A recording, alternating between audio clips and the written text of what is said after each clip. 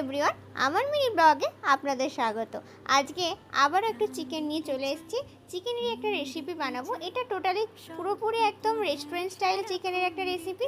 না চিকেন কষা বানাবো না। তো প্রথমেই চিকেনটাকে আমি ছোটো ছোটো করে কেটে ভালো করে পেস্ট করে নিয়েছি মিক্সিতে। তার সাথে দিয়েছি কুচনো পেঁয়াজ, আদা রসুন পেস্ট, আর ঘরের যে মশলাগুলো থাকে জিরে গুঁড়ো, ধনে গুঁড়ো, লঙ্কা গুঁড়ো, আর তার সাথে আমি দিয়েছি অল্প একটু বেসন।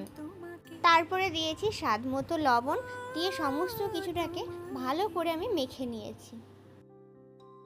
সমস্ত কিছু আমার মাখা কমপ্লিট। এবার আমি বলেই দিই কী বানাচ্ছি। অ্যাকচুয়ালি বানাচ্ছি চেলো কাবাব। তো কাঠির মধ্যে ভালো করে কাবাবের মতো করে আমি চিকেনটাকে ভালো করে লাগিয়ে নিয়েছি। আর এদিকে আমি তেল গরম করে তার মধ্যে অল্প একটু বাটার দিয়ে আমি চিকেনের কাবাবগুলো যেগুলো বানিয়ে রেখেছি তো সেগুলোকে ফ্রাই করতে হবে। তো তার মধ্যে দিয়ে দিয়েছি। তো হালকা হালকা রেড রেড যখন ফ্রাই হয়ে গেছে একটু উলটপালট করে দিয়েছি। আর একটু স্মোকি ফ্লেভারের জন্য আমি হালকা করে একটু পুড়িয়ে নিয়েছি।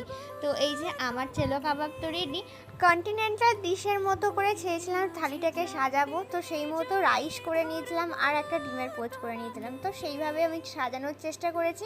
আর ভিডিওটা আমি এখানেই শেষ করলাম। ভালো লাগলে অবশ্যই লাইক, কমেন্ট, শেয়ার করবেন। টাটা।